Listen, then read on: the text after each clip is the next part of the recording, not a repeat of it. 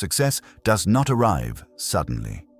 It doesn't knock loudly, and it rarely announces itself with fireworks or applause.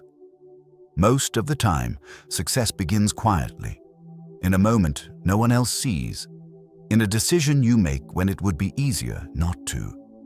Many people believe success is something outside of them. They think it comes from the right opportunity, the right timing, the right connection, or the right amount of luck. They wait for motivation, they wait for clarity, they wait for life to feel easier before they move. But here is the uncomfortable truth. If success doesn't start with you, it will never last. You can change jobs, cities, relationships, routines. But if you bring the same habits, the same excuses, the same inner patterns with you, the result will always look familiar. Different surface. Same frustration. Because success is not a destination, it is a reflection. It reflects how you think when no one is watching, how you speak to yourself when things go wrong, how you respond when motivation fades, how you act when discipline is the only thing left. This audiobook is not about chasing success. It is about becoming someone success naturally follows. At some point in your life, you have probably felt this tension inside you, the sense that you are capable of more, but you are not fully living up to it. That feeling that time is moving faster than you expected, while your progress feels slower than it should be. That quiet frustration when you realize you've been busy, but not truly building. You're not alone in that feeling. Most people are not lazy. They are misdirected. They focus on outcomes instead of foundations. They try to fix results instead of identity. They want confidence, clarity, and momentum, but they avoid the inner work that creates those things. The truth is simple, but not easy. You do not rise to the level of your goals. You fall to the level of your habits, your standards, and your self-respect. Your best self is not a future version of you that magically appears one day. It is built deliberately through small choices made consistently over time. This audiobook exists for one reason: to help you reclaim ownership of your life. Not through hype, not through empty motivation, but through clarity, discipline, and honest self-leadership. Over the next 90 minutes, you will not be asked to believe anything blindly. You will be asked to observe yourself, to question patterns that no longer serve you, and to train the mental and emotional muscles required to become your best self. Not occasionally, but daily. We will talk about responsibility, not as a burden, but as freedom. About discipline, not as punishment, but as self-respect. About focus, not as restriction, but as direction. And about growth, not as pressure, but as alignment with who you already know you can be. This is not about becoming perfect. It is about becoming intentional. Because the moment you stop waiting for life to change and start deciding who you are, that is the moment everything begins to shift. Success starts with you, not when you feel ready, not when circumstances improve, not when confidence magically appears. It starts with the standards you choose today, the habits you repeat today, and the promises you keep to yourself today. If you're willing to take responsibility for that, then this audiobook will meet you exactly where you are. Let's begin. Chapter 1. Take full responsibility for your life. There is a moment in every person's life when growth becomes unavoidable. Not because life is kind, but because avoiding responsibility becomes more painful than carrying it.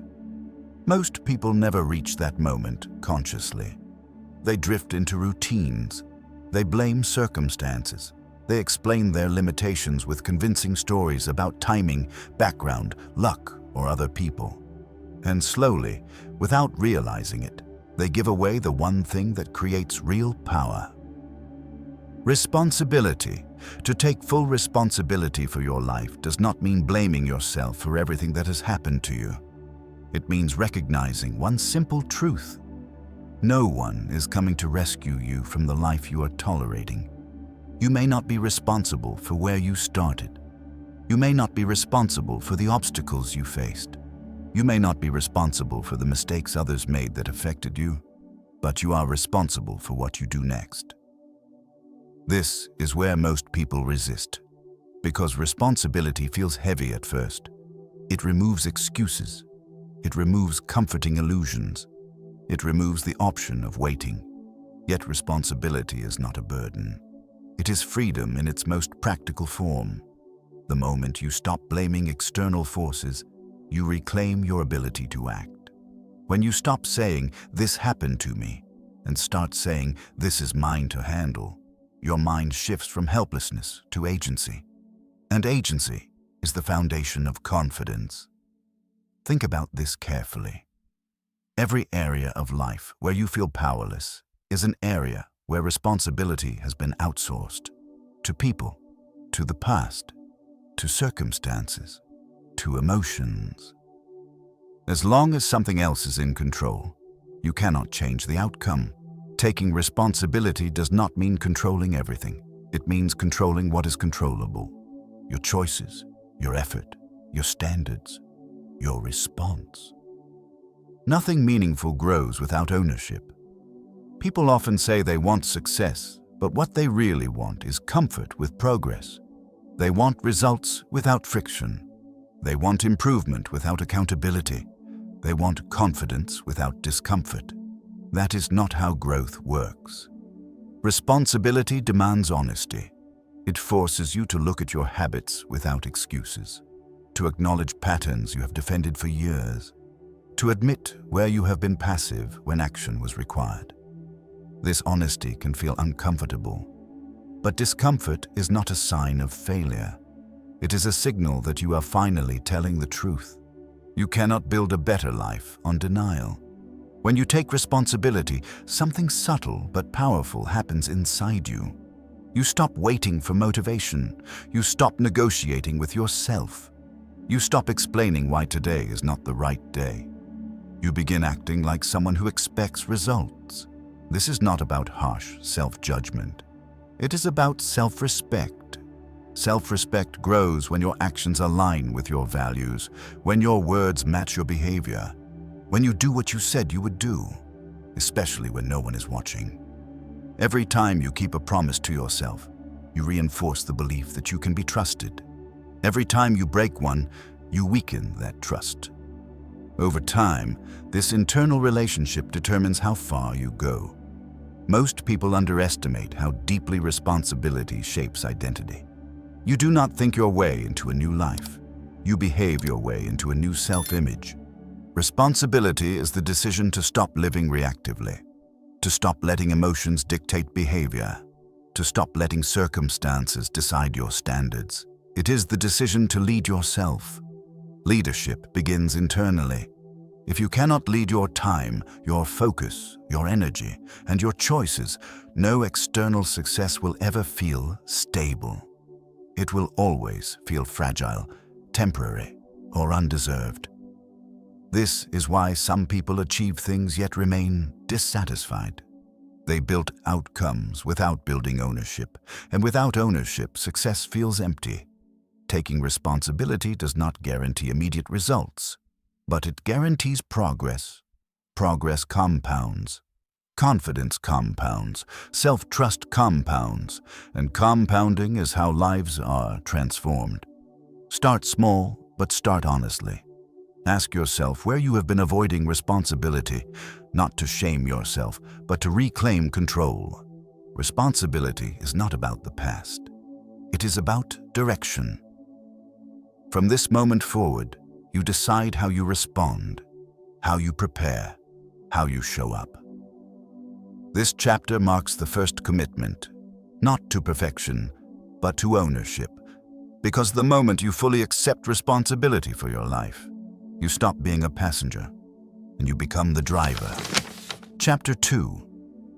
Define what your best self actually means. Most people say they want to become their best self. Very few can explain what that actually means. They carry the phrase like a slogan. Motivating, vague, comfortable. And because it is vague, It never challenges them. You cannot aim at what you have not defined. You cannot build toward an identity that exists only as a feeling. Clarity is not optional. Clarity is the starting line. If you do not consciously define your best self, the world will do it for you. Social media will define it as attention. Culture will define it as status. Other people will define it as approval. And slowly, without realizing it, you begin chasing a version of success that doesn't belong to you. This is where many people lose years of their lives. They stay busy, they stay productive, but they feel internally disconnected. Because they are building a life that looks acceptable instead of one that feels aligned. Your best self is not someone else's highlight reel. It is not perfection. It is not a personality makeover. It is a standard of how you think, act, and respond consistently. To define your best self, you must move away from outcomes and toward character. Outcomes fluctuate. Character compounds. Ask yourself this honestly. When no one is watching, who are you becoming? Your best self is the version of you that shows up even when motivation fades. The version that honors commitments. The version that chooses long-term strength over short-term comfort. This definition must be personal, specific, practical, not successful, not confident, not happy. Those are results, not identities. Instead, think in behaviors. How does your best self handle discomfort? How does your best self speak to themselves after failure? How does your best self manage time, energy, and focus? How does your best self respond when things don't go as planned? Clarity here changes everything. When you define your best self clearly, decision-making becomes simpler. You stop asking, "What do I feel like doing?" and start asking, "What would my best self do here?" That question creates alignment. Alignment creates momentum. Without definition, growth feels chaotic. With definition, growth feels intentional. Most people avoid this step because it forces honesty. Defining your best self also reveals the gap between who you are and who you are becoming. And that gap can feel uncomfortable, but that discomfort is not a problem. It is a guide. You cannot close a gap you refuse to acknowledge. Your best self is not someone who never struggles. It is someone who struggles well. Someone who takes responsibility instead of retreating. Someone who learns instead of rationalizing. Someone who adjusts instead of quitting. This is why surface-level motivation fails. It tells you to feel powerful without asking you to become disciplined. It sells emotion without structure. But structure is what sustains growth. When you define your best self, you are creating a personal code, a filter through which choices pass, a standard that remains steady when emotions fluctuate. This does not limit you, it liberates you. Because once you know who you are becoming, you stop being pulled in every direction. You stop chasing validation. You stop reacting to noise. You begin choosing deliberately. Take a moment to reflect. Not in extremes, not in fantasy. Write down the qualities that matter most to you. Discipline, integrity, calm under pressure, consistency, focus. Then translate those qualities into daily behaviors, not someday actions. Daily ones. Your best self wakes up and does what first? Your best self speaks to themselves how? Your best self responds to stress how? This is not about reinventing yourself overnight. It is about setting a direction that makes sense. Direction matters more than speed. A person moving slowly in the right direction will always outperform someone moving fast in the wrong one. Defining your best self anchors you during difficult moments. When progress feels slow, when effort goes unnoticed, when doubt creeps in, you return to your definition, you return to your standard, and you act accordingly. This chapter is not about pressure, it is about precision. Because once you define what your best self actually means, Growth stops being confusing. It becomes deliberate. Chapter 3. Build discipline. Before motivation. Most people believe motivation comes first. They wait to feel inspired. They wait to feel confident. They wait for the right mood, the right energy, the right moment. And while they wait, nothing changes. Motivation is unreliable. It rises when things are easy and disappears the moment resistance appears. If your progress depends on motivation, your progress will always be inconsistent. Discipline is different. Discipline does not ask how you feel. It asks who you decided to be. This is where real growth begins. Discipline is not about being strict or harsh with yourself. It is about creating a structure that supports you when emotions fluctuate. It is the ability to act even when comfort pulls you in the opposite direction. Motivation feels good. Discipline feels stable. Most people confuse discipline with punishment. They imagine rigid routines, joyless effort, and constant pressure. But true discipline is an expression of self-respect. It is saying, "I will not abandon myself today." When you rely on motivation, you negotiate with yourself every day.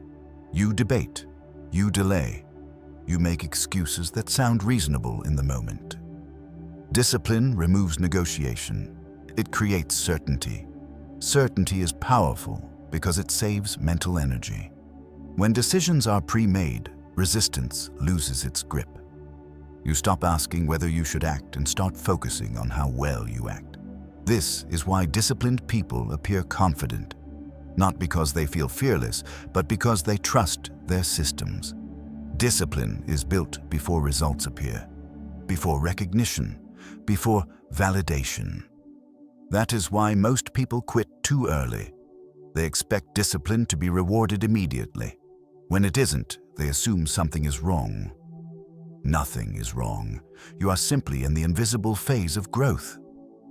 Discipline works quietly. It compounds beneath the surface. It strengthens identity before outcomes. Every time you do what you said you would do, even when it is uncomfortable, you reinforce a powerful internal message. I follow through. Over time, that message becomes belief. Belief becomes confidence. Confidence becomes momentum. Motivation follows discipline, not the other way around. Think about the areas of your life where you feel stuck. It is rarely because you lack knowledge. It is rarely because you lack potential. It is usually because consistency is missing. Discipline solves this by narrowing focus. You do not need to overhaul your entire life. You need a few non-negotiable actions that you perform regardless of mood. Small actions, repeated daily, anchored to identity. This is how discipline becomes sustainable. Discipline is not intensity, it is reliability. Anyone can push hard for a week. Very few can show up calmly for months. Your best self is not built through dramatic bursts of effort. It is built through ordinary actions done consistently. This requires redefining what progress looks like. Progress is not feeling energized. Progress is not feeling confident. Progress is showing up even when you feel tired, uncertain, or distracted. Discipline teaches you that feelings are temporary, but actions accumulate. When you act without waiting to feel ready, you begin to trust yourself more. That trust reduces internal resistance. Reduced resistance makes action easier. This is how discipline eventually feels lighter. Not because it disappears, but because it becomes part of who you are.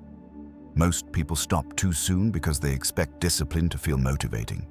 It rarely does at first. At first, discipline feels awkward. It feels unnatural.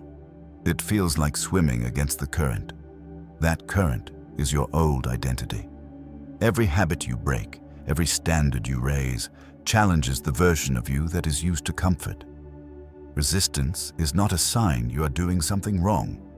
It is evidence that change is happening. The key is simplicity. Choose a small number of behaviors that represent your best self. Protect them fiercely. Do them daily. Do not expand until consistency is solid. Discipline collapses when expectations are unrealistic. It thrives when goals are precise and manageable. You're not trying to dominate your life. You're trying to lead it. Leadership begins with consistency.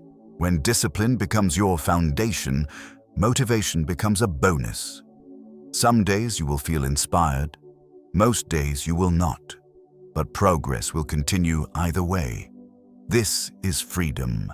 Freedom from emotional dependency. Freedom from waiting. Freedom from excuses. Discipline does not restrict your life. It stabilizes it. And once your foundation is stable, growth becomes inevitable. Because when discipline comes first, everything else follows. Chapter 4. Master your inner dialogue. Every action you take begins with a conversation you have with yourself. Not out loud, not consciously, most of the time, but quietly, constantly, beneath the surface of your awareness. That inner dialogue shapes your confidence long before results appear. It influences your decisions before logic gets involved, and it determines whether you move forward or pull back when things get uncomfortable. Most people underestimate how powerful this voice is. They treat it as background noise, something automatic, something they assume is just the way they are. But the way you speak to yourself is not neutral. It is either building you or breaking you down. Your inner dialogue becomes your internal environment. And no one grows well in a hostile environment. Pay attention to what happens when you fail, hesitate, or fall short of your expectations. Do you respond with clarity or with criticism, with direction or with judgment, with resolve or with resignation? Many people believe harsh self-talk keeps them sharp. They think being tough on themselves will prevent complacency. But in reality, constant self-criticism weakens focus and erodes self-trust. You do not motivate someone into excellence by tearing them down, not others, and not yourself. This does not mean you should avoid accountability. It means accountability must be constructive. There is a difference between saying, "I failed, therefore I am weak," and saying, "I failed, therefore I must adjust." One collapses identity, the other strengthens it. Your best self does not speak in extremes. It does not say always or never. It does not define your worth by a single outcome. It speaks in facts. It speaks in direction. It speaks in responsibility. The inner dialogue of someone who grows consistently is calm, firm, and forward-looking. Not emotional, not dramatic, not self-indulgent. Most destructive self-talk happens unconsciously. That is why awareness is the first step. You cannot change a voice you do not notice. Start listening to how you speak to yourself when pressure rises, when plans fall apart, when effort does not produce immediate results. Notice the patterns. Do you default to doubt, to comparison, to self-blame, to catastrophizing the future? These patterns did not appear overnight. They were learned. And anything learned can be unlearned. Your inner dialogue should serve a purpose. That purpose is not comfort, it is clarity. Clarity allows you to stay grounded when emotions spike. It keeps you focused on what can be done rather than what went wrong. Mastering your inner dialogue does not mean silencing negative thoughts. That is unrealistic. Thoughts will arise. Mastery means deciding which thoughts you engage with and which you let pass. You're not required to believe every thought you have. This is where discipline meets self-awareness.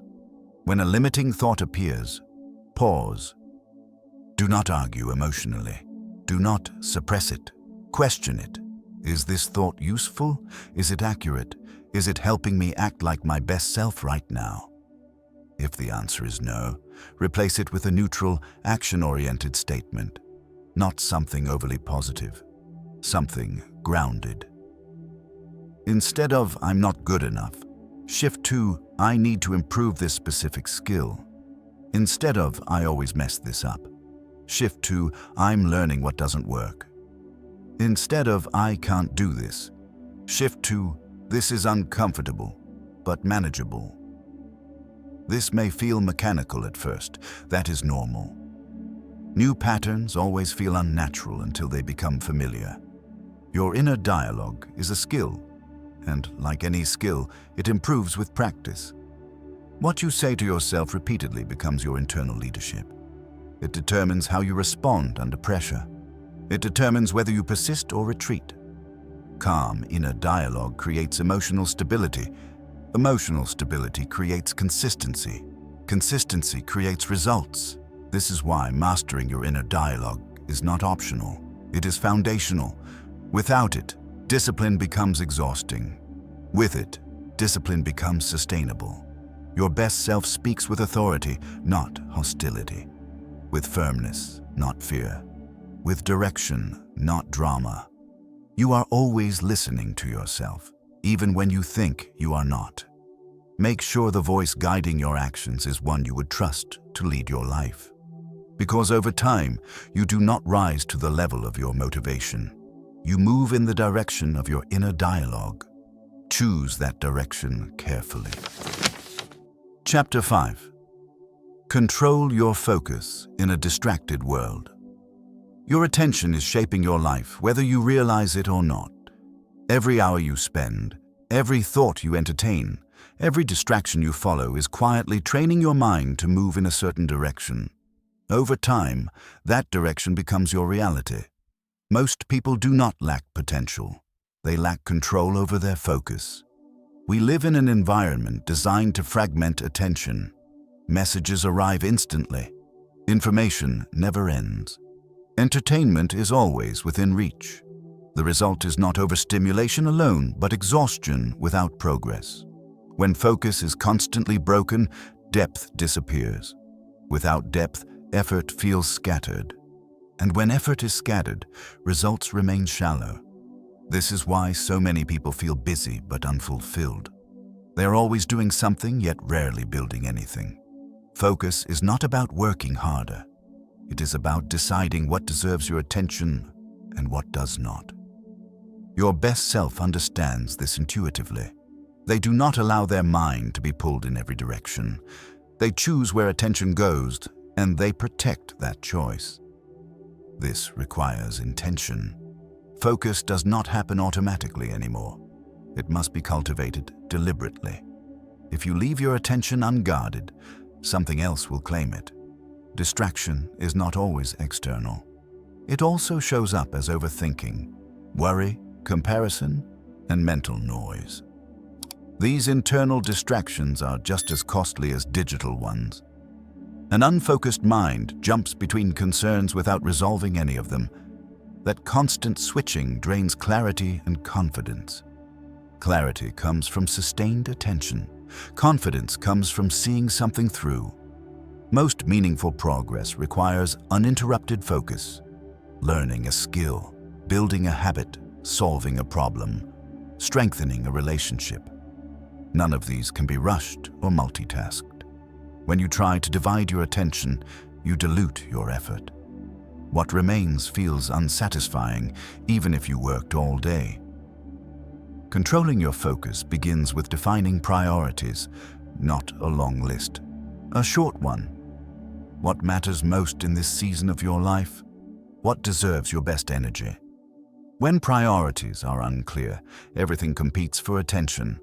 When priorities are clear, focus becomes easier. This is why saying no is essential. Every yes to distraction is a no to depth. Every unnecessary commitment steals attention from something that matters more. Your best self is selective, not because they are rigid, but because they are aligned. Focus is also about boundaries. Boundaries with technology, boundaries with people, boundaries with your own impulses. You do not need constant access to everything. You need consistent access to what matters. Environment matters more than willpower. If distractions surround you, resisting them will eventually fail. Design your environment to support focus rather than test it. Create spaces where attention can settle. times when interruptions are minimized, routines that signal depth rather than urgency. These changes may seem small, but they compound. Focus also shapes your emotional state.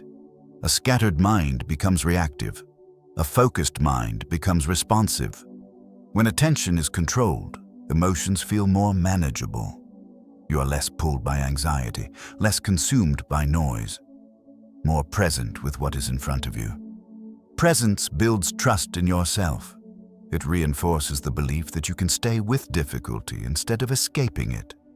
This matters most when progress feels slow. In those moments, distraction becomes tempting. It offers relief without resolution, but relief delays growth. Learning to sit with effort, boredom, or uncertainty strengthens your capacity. It teaches patience, it builds resilience. Focus is a muscle. Each time your attention drifts and you bring it back, you strengthen it. Each return matters. You will not be focused perfectly. No one is. What matters is consistency, not perfection. When focus improves, time feels different. Work feels more meaningful. Rest feels more restorative. This balance creates sustainability. Your life is the sum of what you repeatedly pay attention to. If your attention is constantly fragmented, your life will feel fragmented. If your attention is intentional, your life becomes coherent. This chapter is about reclaiming that coherence, not by doing more, but by choosing better. Protect your attention, direct it deliberately, return it when it wanders. Because in a distracted world, the ability to focus deeply is not just an advantage. It is a form of self-mastery. Chapter 6. Turn discomfort into a training tool. Discomfort is the gatekeeper of growth. Every meaningful improvement in your life requires passing through it. And yet, most people spend their days trying to avoid it. They avoid difficult conversations. They avoid hard decisions. They avoid effort that doesn't feel rewarding right away. They avoid uncertainty, resistance, and emotional strain. Avoidance feels safe in the moment, but over time, it quietly shrinks your life. Discomfort is not the enemy. Avoidance is. The difference between people who grow and people who remain stuck is not talent or luck. It is their relationship with discomfort. Most people interpret discomfort as a warning sign. They assume it means something is wrong, that they are not ready, that they should stop. In reality, discomfort is often a signal that you are exactly where you need to be. Growth does not feel comfortable because it requires change. Change demands energy. Energy creates friction. If you only act when things feel easy, you will always live below your potential. Your best self understands this, not intellectually, but practically. They do not seek discomfort for its own sake. They simply do not run from it. Discomfort becomes a training signal. It tells you where strength is needed, where skill is undeveloped, where character is being formed. Think about physical training. Muscle grows through resistance. Without resistance, there is no adaptation. The same principle applies mentally and emotionally. When you face discomfort voluntarily, you build capacity. When you avoid it repeatedly, your tolerance decreases. This is why avoidance compounds weakness, while exposure compounds strength. Discomfort loses its power when you stop dramatizing it. It is a sensation, temporary, manageable. Most of the fear around discomfort comes from anticipation, not experience. The mind exaggerates difficulty before action begins. Once you start, reality is often far less severe. This is why action is so powerful. It cuts through imagined suffering. Turning discomfort into a training tool means reframing it. Instead of asking, "How do I get rid of this feeling?" you ask, "What is this teaching me?" That shift changes everything. Discomfort teaches patience. It teaches humility. It teaches persistence. It teaches you that you are capable of more than your emotions suggest. This does not mean ignoring your limits. It means expanding them gradually. You do not need to overwhelm yourself. You need to challenge yourself consistently. Small, intentional discomfort builds resilience. One difficult task, one honest conversation, one effort you would normally delay. These small exposures retrain your nervous system. They teach your mind that discomfort is survivable, that action does not equal danger. Over time, confidence grows, not from success alone, but from endurance. People often say they want confidence. What they really want is the feeling of certainty, but certainty is earned, not given. It is earned through repeated proof that you can handle difficulty. Each time you choose discomfort over avoidance, you send yourself a powerful message. I can handle this. That message reshapes identity. Your best self is not fearless. They are practiced. They have practiced staying present in discomfort instead of escaping it. They have practiced acting without guarantees. They have practiced choosing long-term benefit over short-term relief. This practice changes how life feels. Challenges become less intimidating. Setbacks become less personal. Effort becomes normal. Discomfort stops being a barrier and becomes a signal for growth. The key is intentional exposure. Do not wait for discomfort to find you. Choose it in controlled ways. Choose the workout you want to skip. Choose the task you keep postponing. Choose the truth you've been avoiding. Not everything at once, just one thing today. This is how you train courage quietly. Over time, you develop emotional calluses. Not numbness, but strength. You still feel discomfort, you just don't obey it. This is freedom. Freedom from fear-based decision-making. Freedom from constant negotiation with your emotions. Freedom from the need for perfect conditions. Discomfort will always be part of growth. The question is whether it will shape you or stop you. This chapter is an invitation to change that relationship, to stop treating discomfort as a threat and start treating it as feedback. Because once discomfort becomes a training tool, progress becomes inevitable, and your capacity expands far beyond what comfort ever allowed. Chapter 7. Build daily habits that compound. Most people dramatically overestimate what they can change in a short period of time, and just as dramatically underestimate what small actions can do over the long run. They chase breakthroughs. They look for turning points. They wait for moments that feel powerful enough to transform their lives. But lasting change rarely arrives through intensity. It arrives through repetition. Your life today is not the result of one decision. It is the result of habits you repeated, often unconsciously, over months and years.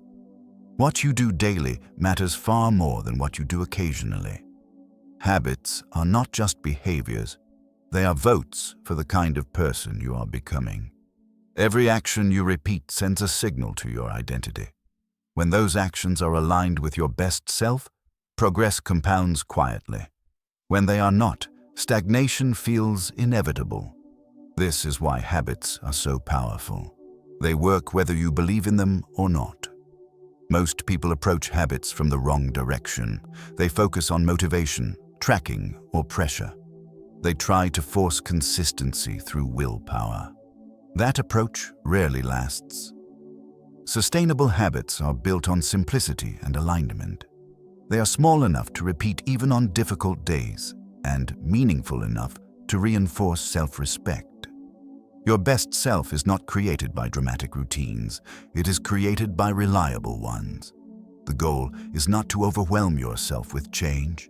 The goal is to create momentum that does not depend on mood. Habits work because they reduce decision-making, they remove negotiation, they turn effort into something automatic. When behavior becomes automatic, energy is freed for growth. Think about the habits that currently shape your days, how you start your mornings, how you respond to stress, how you use your time when no one is watching. These patterns determine far more than talent ever will. Compounding works quietly. You do not feel its impact immediately. In fact, habits often feel insignificant at first. That is why most people abandon them. But what feels insignificant today becomes decisive over time. A small habit repeated daily does not just change outcomes, it changes identity. And identity drives behavior. This is the hidden power of compounding. When you consistently act in alignment with your values, confidence grows naturally. Not because you feel motivated, but because you trust yourself. Trust is built through follow-through. Habits should be anchored to identity, not outcomes.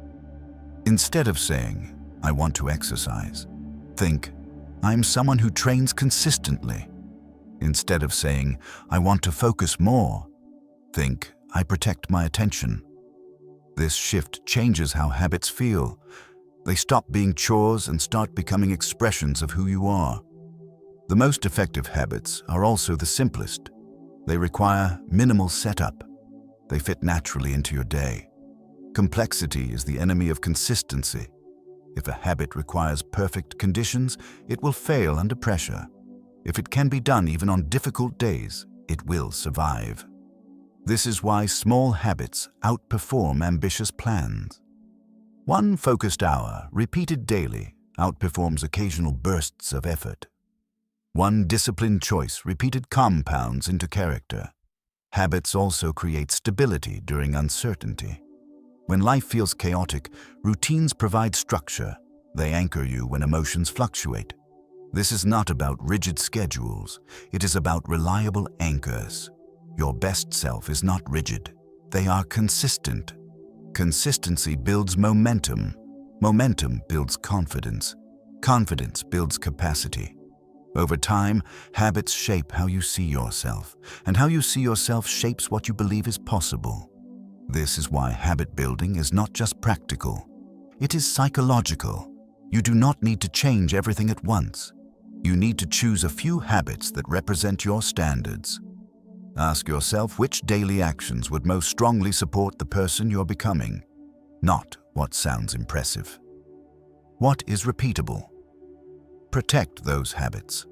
Perform them even when they feel ordinary, especially when they feel ordinary. Compounding rewards patience. It favors those who stay consistent when results are invisible.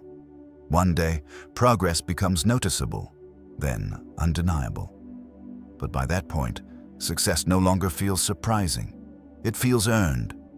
This chapter is a reminder that greatness is not built in moments of intensity. It is built in quiet, repeated choices.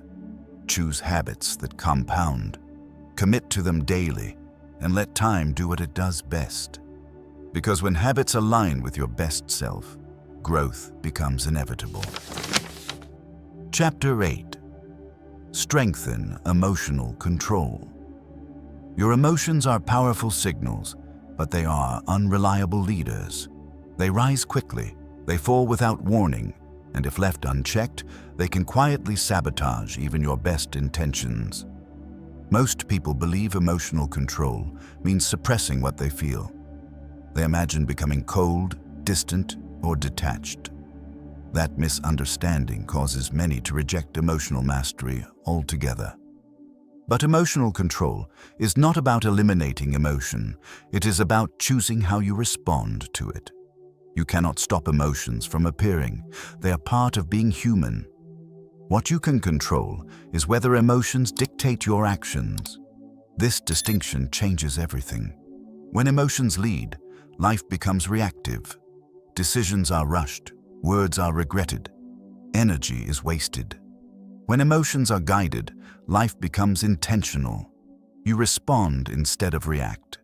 You choose instead of explode. You act with clarity instead of impulse. This is the difference between power and chaos. Most emotional reactions are automatic. They are learned responses shaped by past experiences, habits, and interpretations. When something triggers you, your body reacts before your mind catches up. This does not mean you are weak. It means your nervous system is doing what it has been trained to do. Emotional control begins with awareness. You cannot regulate what you do not notice. Pay attention to the moments when emotions surge. Frustration, anger, anxiety, disappointment. Notice what happens in your body.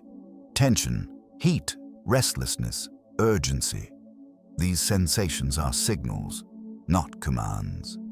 The moment you create a pause between feeling and action, control becomes possible. That pause does not need to be long. A breath, a moment of stillness, a deliberate slowdown. This pause interrupts the automatic cycle. Without it, emotion takes the wheel. Strengthening emotional control is about training this pause. Repeatedly, consistently. Over time, the pause becomes natural. Most emotional mistakes are not caused by what you feel, but by what you do while feeling it. You say something too quickly. You withdraw unnecessarily. You abandon effort prematurely. Emotional control protects you from these outcomes. It allows emotions to pass without turning them into consequences. This does not mean ignoring emotions. It means listening without obeying. Emotions often point to unmet needs, values, or boundaries, but they do not provide strategy. Strategy requires calm. Calm does not mean absence of feeling. It means stability within feeling. Your best self is emotionally present, but behaviorally disciplined. They feel deeply, but they act deliberately. This skill is especially important under pressure. When stress increases, emotional intensity follows. If emotional control is weak, pressure exposes it immediately. This is why emotional mastery is essential for leadership, growth, and resilience.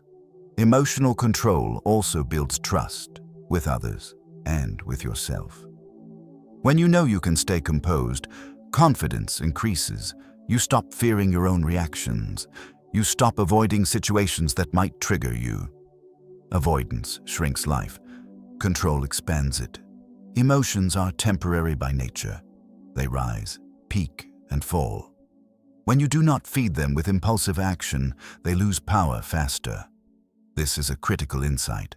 Many people unintentionally prolong negative emotions by reacting to them. They replay stories. They justify reactions. They escalate situations. Control shortens emotional storms. Strengthening this skill requires practice during small moments, not just crises. Notice irritation in traffic, impatience during delays, discomfort during difficult conversations. These moments are training opportunities. Each time you pause, breathe, and choose a measured response, you reinforce emotional authority. Authority over self is the highest form of power.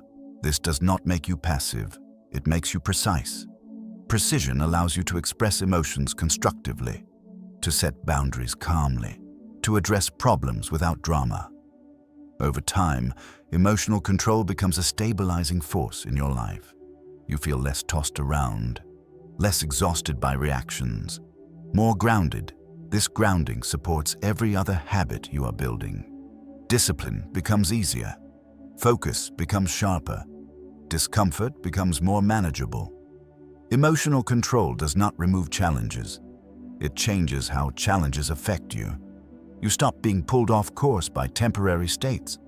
You stay aligned with long-term intentions. This chapter is about reclaiming that alignment, not by numbing yourself, but by strengthening your ability to choose. Because when you can feel fully and still act wisely, you are no longer controlled by circumstance. You are leading yourself. Chapter 9. Separate yourself from comparison. Comparison is one of the quietest ways people lose themselves. It rarely feels dangerous at first. It begins subtly, almost innocently. You notice someone else's progress.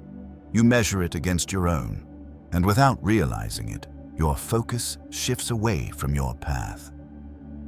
Most people believe comparison motivates them. They think seeing others succeed will push them forward, but more often than not, comparison drains energy instead of creating it. It pulls your attention outward. It replaces clarity with noise, and it slowly disconnects you from your own standards. Comparison is not a neutral act. It reshapes how you see yourself. When you constantly measure your life against others, you stop evaluating progress honestly. You either inflate yourself to protect your ego or diminish yourself to justify inaction. Both responses distort reality. Your best self does not grow through comparison. They grow through alignment. Alignment means measuring yourself against who you were yesterday, not against someone else's highlight reel. This is difficult in a world where everyone's best moments are on display. Success appears instant. Effort is hidden. Context is removed. What you see is incomplete, and incomplete information creates inaccurate conclusions. Comparison convinces you that you are behind, even when you are exactly where you need to be. It also convinces you to chase goals that were never yours. You adopt timelines that do not fit your life. You pursue standards that do not reflect your values. This is how people lose years chasing approval instead of purpose. Your path is not meant to look like anyone else's. Your circumstances, strengths, struggles, and priorities are different. Comparing outcomes without considering context is not just unfair, it is misleading. Comparison shifts focus from growth to validation, from effort to image, from process to performance. And when validation becomes the goal, fulfillment disappears. This is why even people who achieve visible success through comparison often feel empty. They win externally, but lose internally. Separating yourself from comparison does not mean ignoring others. It means changing how you relate to them. You can admire without measuring. You can learn without competing. You can observe without internalizing. The key is awareness. Notice when comparison enters your thoughts. Notice how it affects your mood, motivation, and self-talk. Does it inspire action or create pressure? Does it clarify your direction or confuse it? Most of the time, comparison creates urgency without clarity. And urgency without clarity leads to burnout. Your best self understands that progress is not linear. Some seasons are for acceleration, others are for consolidation, others are for rest. Comparison ignores seasons. It assumes everyone should move at the same pace, toward the same goals, at the same time. That assumption is false. Separating yourself from comparison requires redefining success, not as relative position, but as personal integrity. Success becomes showing up consistently, keeping promises to yourself, improving skills deliberately, acting in alignment with your values. When success is defined this way, comparison loses its power. You stop asking, "Am I ahead or behind?" and start asking, "Am I aligned or distracted?" That question brings you back to yourself. Comparison also feeds emotional volatility. One moment you feel confident, the next inadequate. Your self-worth rises and falls based on external reference points. This instability is exhausting. Grounding your sense of worth internally creates stability. It allows you to move steadily regardless of external noise. This does not happen overnight. It requires conscious limits. Limit exposure to spaces that trigger unnecessary comparison. Not out of avoidance, but out of self-respect. Choose what you consume intentionally. Protect your mental environment. Your attention shapes your perception shapes your experience. When you stop feeding comparison, clarity returns. Clarity allows you to evaluate progress honestly, without exaggeration, without self-criticism, without ego. You see where you are improving, you see where you need work, and you act accordingly. This grounded self-assessment is rare, and rarity creates strength. Your best self competes only with their previous standards. They ask whether today's actions reflect growth, whether effort was honest, whether discipline was maintained. This internal scoreboard keeps you focused. Comparison will always exist. You cannot eliminate it completely, but you can refuse to let it guide your decisions. When you separate yourself from comparison, your energy returns, your focus sharpens, your motivation stabilizes. You stop running someone else's race and start running your own at your own pace. This chapter is an invitation to reclaim that pace, to stop outsourcing your self-worth, to stop measuring progress through distorted lenses. Because when you define success internally, no one else can take it from you. And when comparison loses its grip, growth becomes personal, grounded, and sustainable. Chapter 10. Commit to becoming better. Every day, real transformation is not dramatic. It does not arrive in a single breakthrough moment. It is built quietly through a commitment that is renewed daily.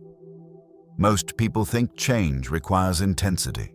They look for a surge of motivation strong enough to override old habits. When that surge fades, they assume something is wrong. Nothing is wrong. Lasting growth has never depended on intensity. It depends on commitment. Commitment is different from motivation. Motivation rises and falls with emotion. Commitment remains when emotion disappears.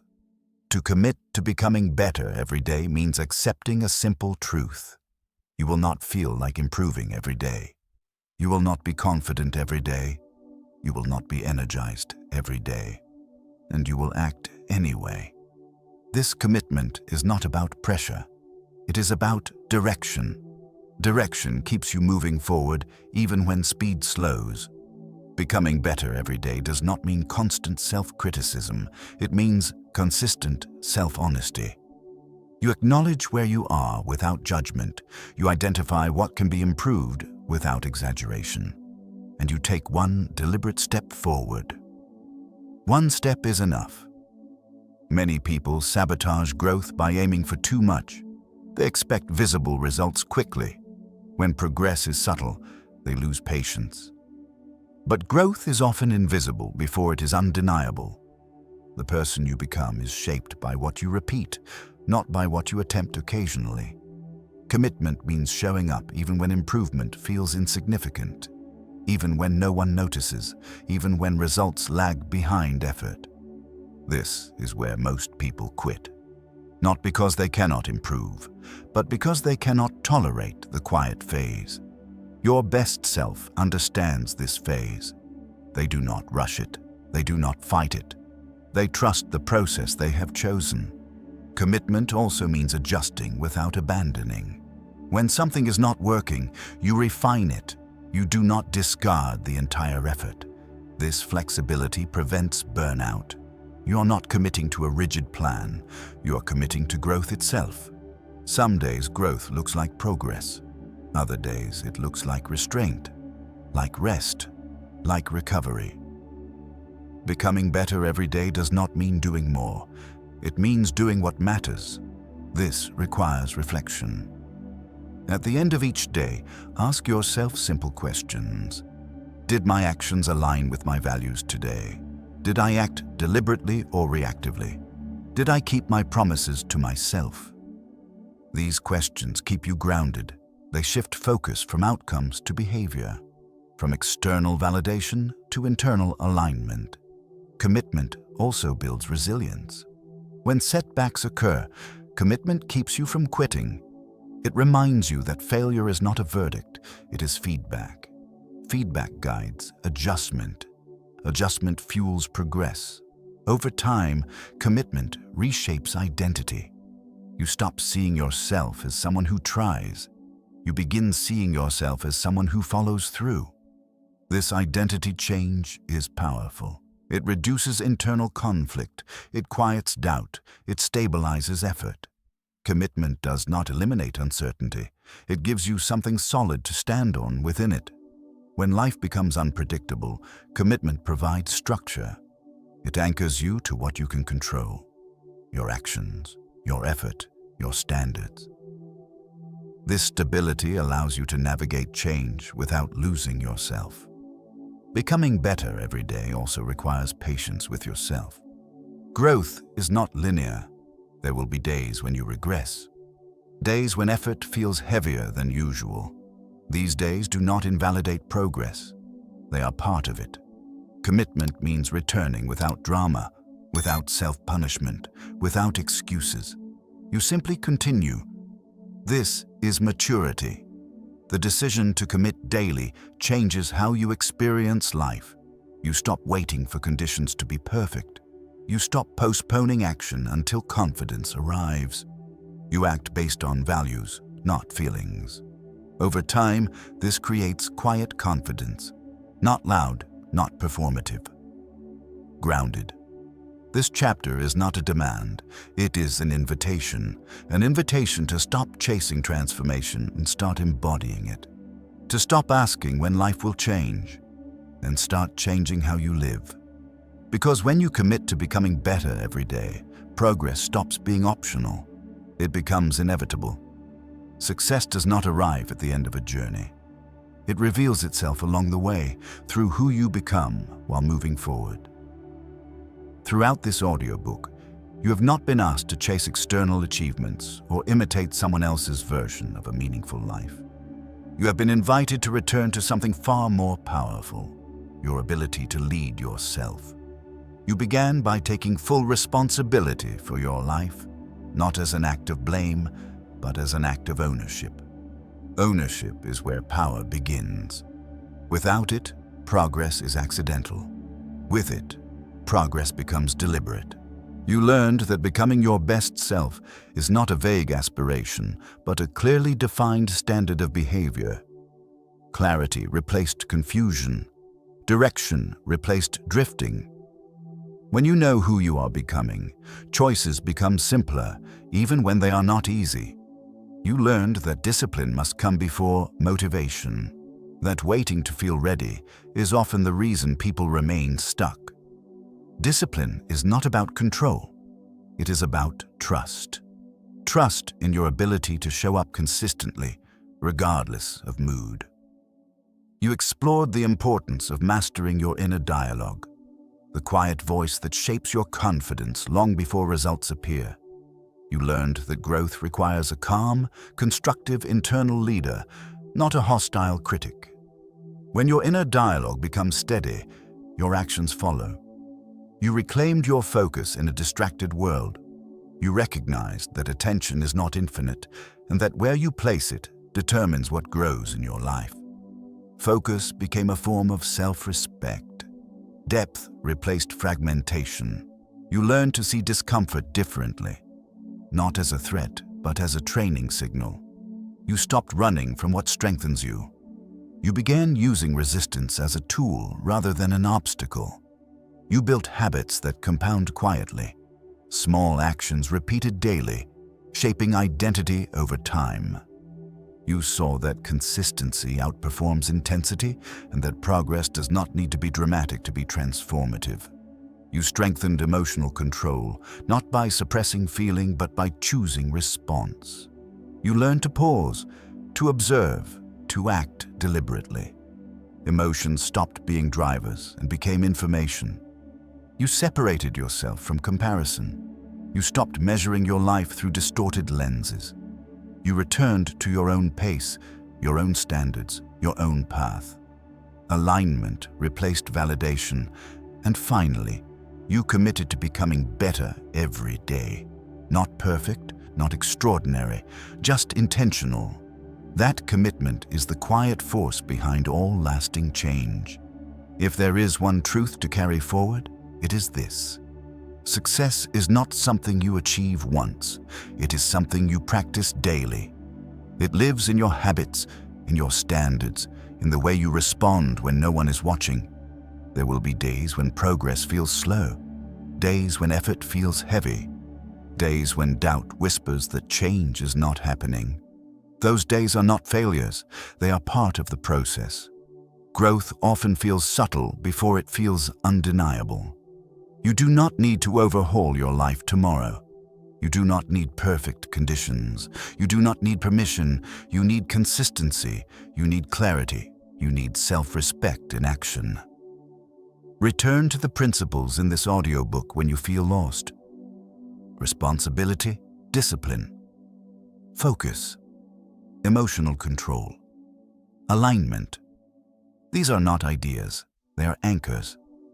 Let your days reflect your values. Let your actions reinforce your identity. Let your habits speak louder than your intentions. Success does not start someday. It does not begin after everything is figured out. It starts with the choices you make today, the standards you uphold today, the promises you keep to yourself today.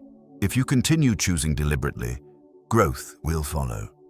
Quietly, reliably, and one day, without drama or surprise, you will realize something important.